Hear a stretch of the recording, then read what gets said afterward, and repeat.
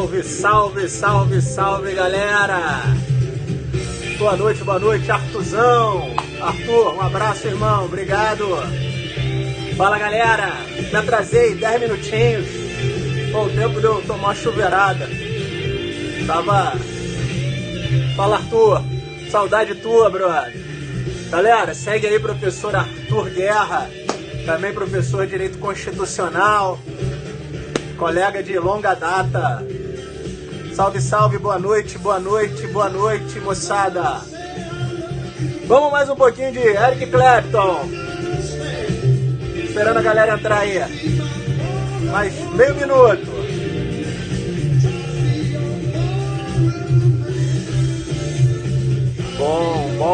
Bom. Deixa eu subir aqui. Valeu, Arthurzão. Sou fã do Eric Clapton, cara. Dos caras que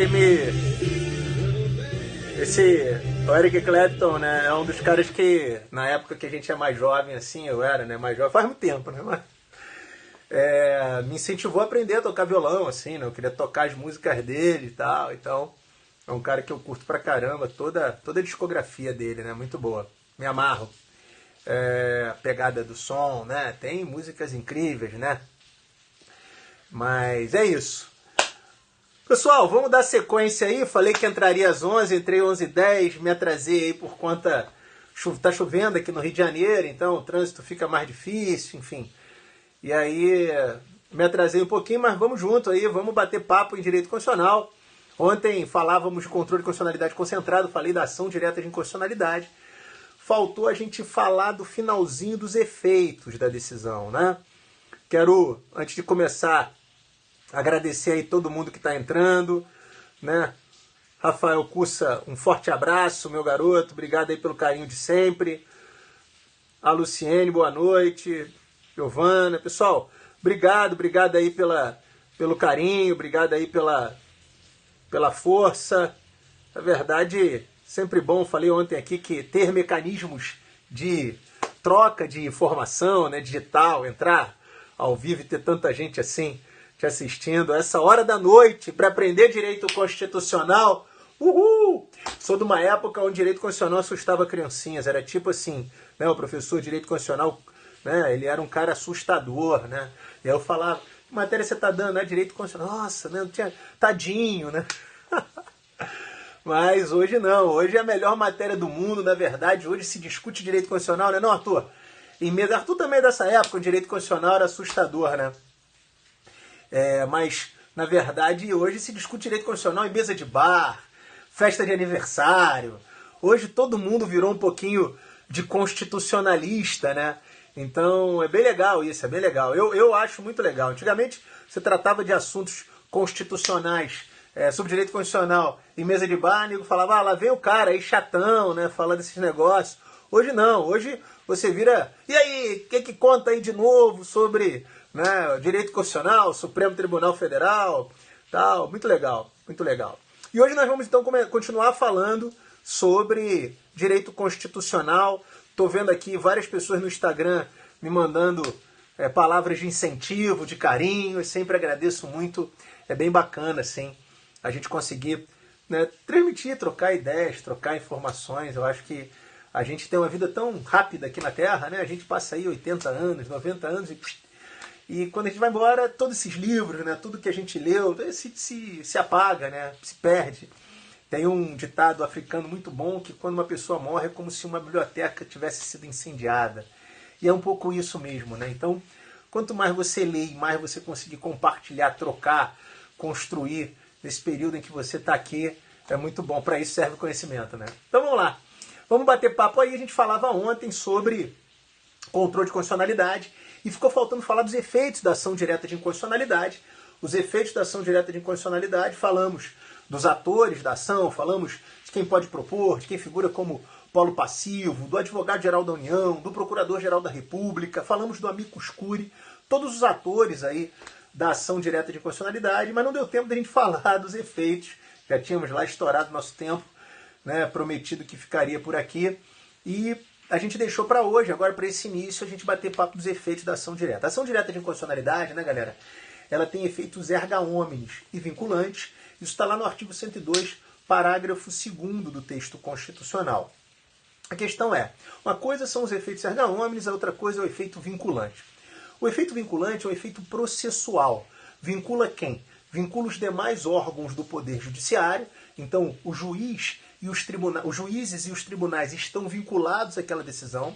Então, quando o Supremo Tribunal Federal reconhece uma ação direta de inconstitucionalidade, que a lei é inconstitucional, nenhum juiz ou tribunal pode duvidar dessa constitucionalidade novamente. Ou seja, dessa inconstitucionalidade. Se o Supremo entendeu que é inconstitucional, todos os juízes estão vinculados, em regra, a essa decisão. Da mesma forma, se o Supremo entender que a lei é constitucional, todos os juízes estão vinculados a essa decisão. O efeito vinculante é esse. Você retira do magistrado o livre convencimento para aquela questão ali, da inconstitucionalidade ou da constitucionalidade da lei. E vincula os demais órgãos da administração pública, né, em geral. Então vincula também o administrador público que perde, né, a discricionariedade da interpretação da lei. Então, se tem o Supremo declarando a lei constitucional, todos os administradores devem aplicar a lei. Se o Supremo entendeu que a lei é inconstitucional, ninguém mais aplica aquela lei, porque aquela lei não vale, inclusive, dentro da administração pública. Então, na verdade, a perspectiva do efeito vinculante é esse, vincular os juízes e os tribunais e os órgãos da administração pública. O efeito erga omnes é aquele efeito que atinge a todos. Né? O efeito que você está você está em casa lá assistindo Sessão da Tarde, curtindo a vida doidado pela 15ª vez, e vem lá uma notícia de jornal, um repórter lá falando, olha, o Supremo acabou de declarar inconstitucional a lei que instituiu o tributo tal. A partir daquele momento, se você for contribuinte daquele tributo, por exemplo, você não deve mais aquele tributo se essa decisão veio por ADIM. Você não fez absolutamente nada para isso. Você não moveu uma palha do seu sofá, está lá sentado com o seu controle remoto e não deverá mais o tributo. Por que você foi atingido por essa decisão, mesmo não tendo feito nada? Porque, na verdade, a decisão tem efeitos erga omnes, oponível contra todos, ou a favor de todos. Né? Então, a questão é essa. Na verdade, os efeitos da ação direta de inconstitucionalidade são erga omnes e vinculantes. Caso haja o descumprimento dessa decisão, né? Professor, se você encontrar um juiz insolente, se você encontrar um administrador tosco que não queira aplicar essa lei, aí, na verdade, você vai ter a possibilidade de interpor uma reclamação constitucional direto no Supremo Tribunal Federal. Você vai fazer uma petição inicial, embora se discuta qual é a natureza jurídica da reclamação, mas a estrutura física da reclamação é uma petição inicial. Você vai botar lá você como reclamante, né? Propor a reclamação constitucional, vai contar o fato, vai juntar no processo as decisões ou os atos todos que foram praticados e que demonstram aquele descumprimento, e vai pedir a procedência do pedido da reclamação para o Supremo, para que o Supremo então determine o cumprimento ou anule a sentença, anule o acordo, anule a decisão, para que se produza uma cumprindo o que o Supremo determinou. Essa é a questão do descumprimento de uma decisão que tem efeito vinculante, né, galera? A decisão que tem efeito vinculante, ela, caso seja descumprido, caberá reclamação constitucional. Outro dia eu estava explicando sobre isso, um aluno até me perguntou, professor, isso é igual a súmula vinculante? Vejam, senhores, a súmula vinculante é que é igual a isso. O efeito vinculante das ações diretas, ele já existia. O que foi uma novidade foi você ter uma súmula com efeito vinculante. Né? Então, aí, ó, Arthurzão está dizendo que essa é a peça da segunda etapa. Qual, Arthur? ADI ou a reclamação? Reclamação constitucional. Pode ser, já caiu uma vez, né, na época da CESP. Pode ser uma reclamação constitucional. Faz tempo que não cai mesmo. E aí, então, na verdade, você propõe essa reclamação no Supremo e o Supremo dá uma decisão top-down. Na verdade, vem o Supremo Tribunal Federal, anula o acórdão, a decisão, e manda produzir outra. Faz tempo mesmo. Salvo engano, foi prova CESP ainda, antes de ser FGV, isso já tem bastante tempo, né, que é a Fundação Getúlio Vargas. Então, com relação à questão dos efeitos subjetivos, são esses, né? Então foi isso, né, Arthur? CESP, isso aí. E com relação aos efeitos subjetivos, foi essa a questão. Agora, com relação aos efeitos temporais, toda decisão de inconstitucionalidade reconhece a nulidade do ato. A gente adota aqui no Brasil a tese da nulidade dos atos inconstitucionais, tese adotada lá do direito americano, né? Nós não copiamos o modelo europeu, que entende que o ato inconstitucional é um ato anulável. E aí, na verdade, como a gente entende que o ato é nulo, os efeitos do reconhecimento são ab início, ou seja, retroativos, porque nada que aquele ato produziu no tempo foi produzido de forma válida. E aí, na verdade, o que acontece é que quando você reconhece essa nulidade, reconhece com efeitos retroativos. Só que, obviamente, há situações onde o reconhecimento retroativo da inconstitucionalidade ele é mais catastrófico do que a própria inconstitucionalidade. Aí, o Supremo já vinha mitigando esse reconhecimento de inconstitucionalidade com efeitos retroativos sempre, e aí surgiu em 99, dezembro de 99, mais precisamente, a Lei 9868, que regulamentava à época a ADI, Ação Declaratória de Constitucionalidade, a ADI, Ação Declaratória de Constitucionalidade, e depois houve uma emenda na lei, houve uma inclusão de artigos na lei que passou a regulamentar a de impromissão também, a ADI por omissão. Essa lei, então, ela trouxe lá no artigo 27 uma regra que fala que o Supremo Tribunal Federal, em razões de segurança jurídica ou de excepcional interesse social, pode restringir os efeitos da declaração, produzindo efeitos a partir do trânsito ou em qualquer outro momento em que o Supremo fixar. Ou seja, a rigor, né, senhores, como se reconhece a nulidade, se nada for dito, devemos entender que a decisão produziu efeitos retroativos. A inconstitucionalidade é reconhecida por no mínimo 6 votos, né, dos 11 ministros. E aí reconhece-se com efeitos retroativos. Caso o Supremo queira mudar esses efeitos por razões de segurança jurídica ou excepcional interesse social, ele pode modular os efeitos no tempo por 2/3. Então, na verdade, você precisa de 8 votos para modulação para conseguir aí fazer com que a decisão ou produza efeitos a partir do trânsito em julgado, dali para frente, ou retroaja, mas não retroaja tudo, né? Retroaja 1 mês, 1 ano, 2 anos, quem vai definir isso é o Supremo, ou ainda vai projetar essa decisão para frente, efeitos prospectivos. Vai falar, olha, a lei é inconstitucional, mas só vai deixar de valer em 2020, né? É o que a gente é o que a gente chama de declaração de inconstitucionalidade sem declaração de nulidade. Olha que nome bonito. Declaração de inconstitucionalidade sem declaração de nulidade. Um beijo aí e um forte abraço para o meu amigo Júlio Marchetti. Tá no Instagram ele lá, professor Júlio.Marchetti com I no final. Quem quiser seguir ele lá, siga. Professor brilhante São Paulo, administrativista de escola. Hoje eu estou sendo assistido aí só por autarquias do direito, né, senhores? O que me traz uma responsabilidade muito maior no discurso. A decisão, então, ela em regra tem efeitos ex tunc, né? Mas caso o Supremo, em razões de segurança jurídica excepcional e interesse social, pode modular os efeitos no tempo de acordo com as características do caso que está julgando. Veio uma questão aqui, né? Subiu aí uma pergunta que realmente eu não falei. Professor, vincula o poder legislativo? Não. O efeito vinculante, ele vincula o poder executivo, a administração pública, já que fala a Constituição, e vincula os demais órgãos do poder judiciário. Então, o efeito vinculante da ação direta, ele vincula os demais órgãos do Poder Judiciário e a administração pública, né? Direta e indireta, nas esferas federal, estadual, municipal, vincula. Mas não vincula o Poder Legislativo, atenção, na função legislativa típica. Então não vincula o Legislativo na função legislativa. Mas na função administrativa vincula. Né? É uma pergunta interessante que é bastante em prova isso. Então, não vincula o legislativo na produção legal.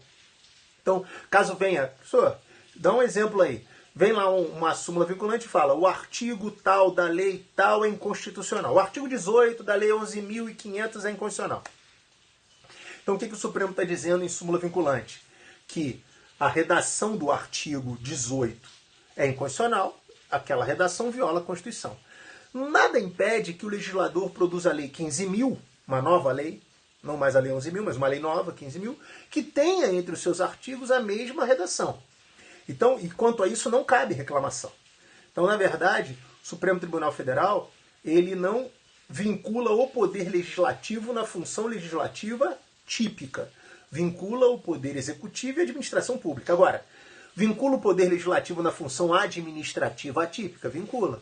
Então, as decisões que têm um caráter de fundo administrativo vinculam o legislativo, sim. Não vinculam na função legislativa. É a mesma coisa com relação ao presidente da República. O presidente da República está vinculado como órgão da administração? Sim. Mas como legislador, não. Quando o presidente da República edita uma medida provisória, quando o presidente da República edita uma lei delegada, ele está exercendo função legislativa atípica, mas é função legislativa. Então, pode o presidente da República legislar contrariamente a uma decisão em ADIM? Claro que pode. Na verdade, ele não está vinculado. Por quê? Porque, na verdade, a questão é, ele está legislando, e a função legislativa não é vinculada. A função administrativa que é. Então pode o presidente da República editar uma medida provisória contrária a uma súmula ou uma decisão do Supremo? Sem dúvida, pode. Não há dúvida nenhuma, não. Quero mandar um abraço aí ao Mar, acho que foi Júlio Mar, né, que apareceu aí de Curitiba. Meu amigo, um forte abraço. Pessoal todo aí do Brasil. Júlio Marchetti, meu irmão, eu que aprendo contigo, cara. Você é o cara, brother. Pô, falou. Bom, então vamos lá. Vamos continuar aqui no nosso bate-papo sobre ação direta de inconstitucionalidade. A última questão que eu queria conversar com vocês sobre ação direta de inconstitucionalidade é com relação a liminar, que é uma questão muito importante, né? A liminar em ação direta de inconstitucionalidade. A liminar em ação direta de inconstitucionalidade, moçada, ela tem uma função, qual? Suspender os efeitos da lei no mundo jurídico até o julgamento de mérito. Então vamos relembrar aqui Pontes de Miranda. Pontes de Miranda faz uma análise que é o seguinte: quando um ato do poder público ingressa no ordenamento jurídico, ele caminha uma escadinha, né? A famosa escada pontiana, que é, na verdade, existência, validade e eficácia. Estão lembrados disso? Não, vou explicar para vocês o que a escada pontiana tem a ver com controle de constitucionalidade. Mas antes, quero lembrar que amanhã à noite eu vou estar na Ilha do Governador, na Estácio Ilha, dando uma palestra sobre direitos políticos, voto branco, voto nulo, democracia. Vamos estar lá na Estácio Ilha falando sobre isso. Vou estar... Hoje eu estava na companhia jurídica dando aula para juiz leigo, para a turma, né, de preparatória para a galera de juiz leigo, que está aberta, o edital está na rua aí, Tribunal de Justiça do Rio, então, juiz leigo. E lembrar, galera, que essa semana toda nós estamos tendo a semana da aprovação do curso fórum, e sábado teremos a super revisão final lá na Bolsa de Valores, presencial e online. Então entrem lá no cursoforum.com.br.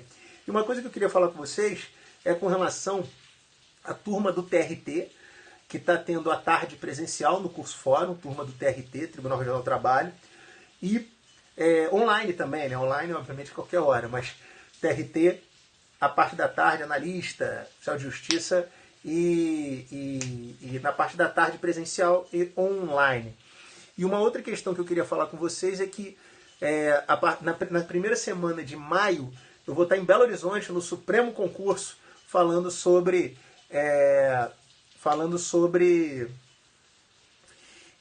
na turma de carreiras jurídicas. Vai ser uma parte lá só de controle de constitucionalidade. Então, o pessoal que quiser assistir lá curso de carreiras online ou presencial, tá lá no Supremo TV, entra lá, supremo.com.br.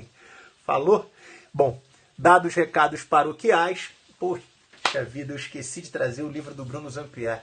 Eu falei que eu ia trazer hoje o livro do Bruno Zampier, mas ficou lá na sala.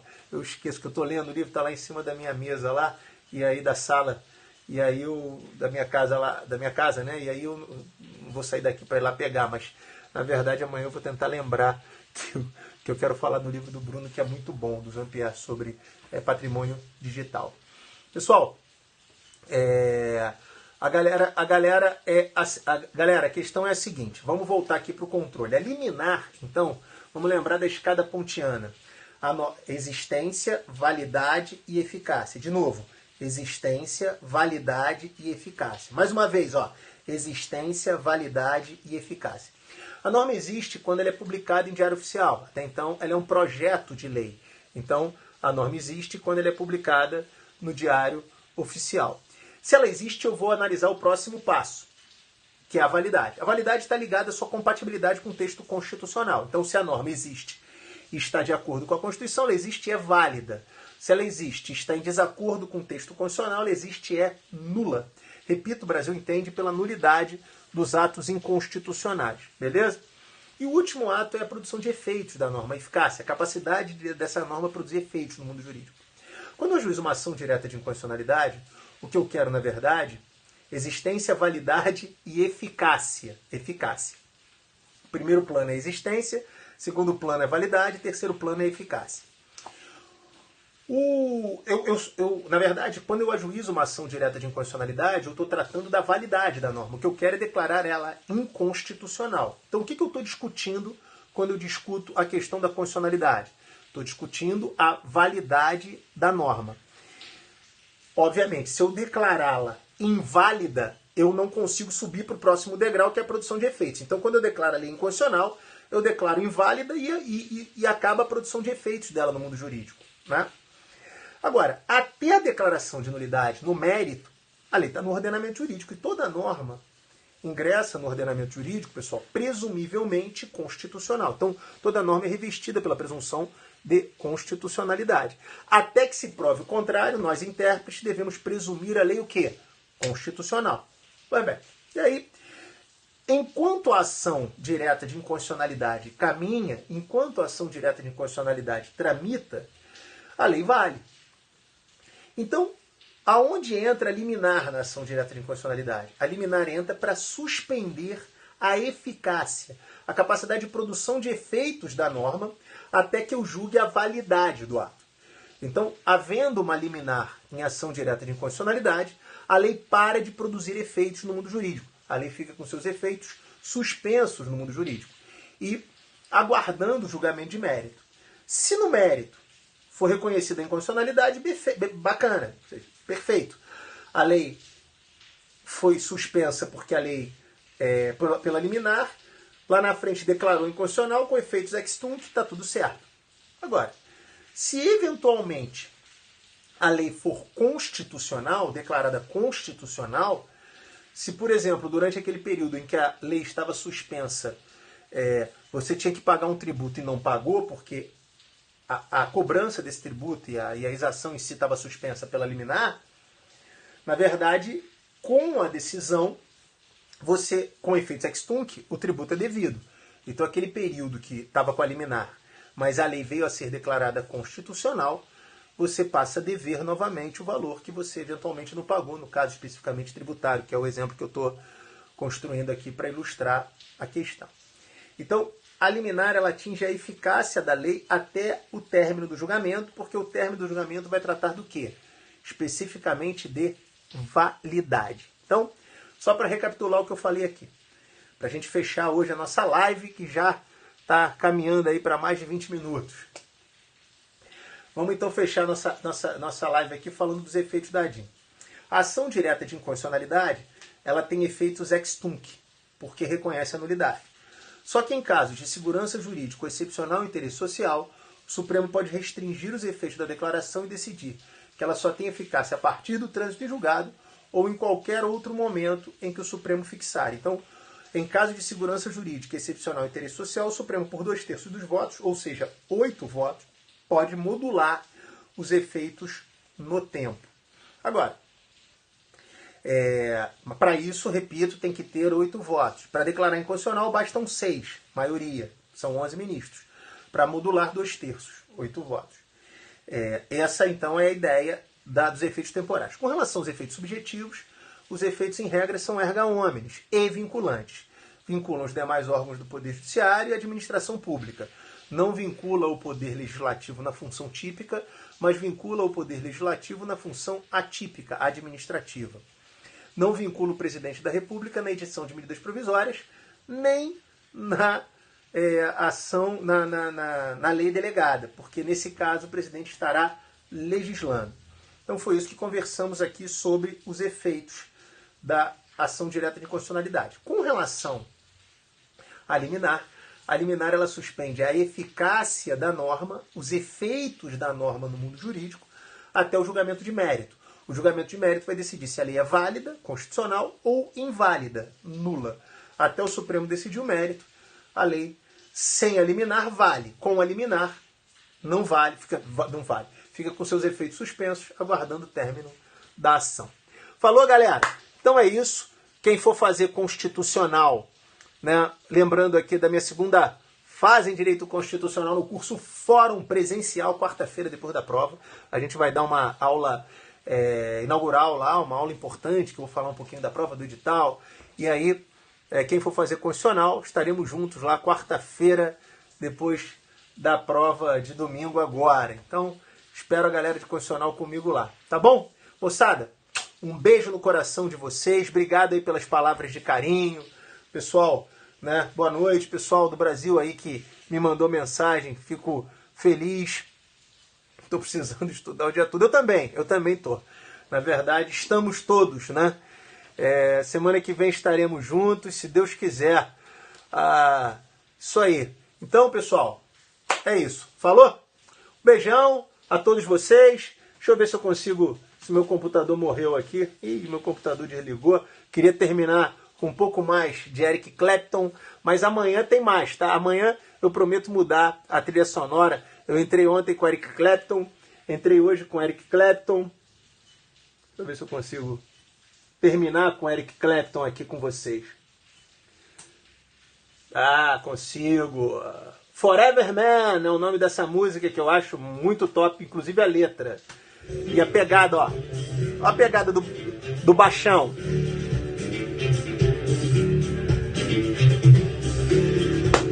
Galera, que horas amanhã? Mais ou menos essa hora, 11 horas de novo. Eu vou estar na palestra lá na Ilha do Governador. Valeu, galera!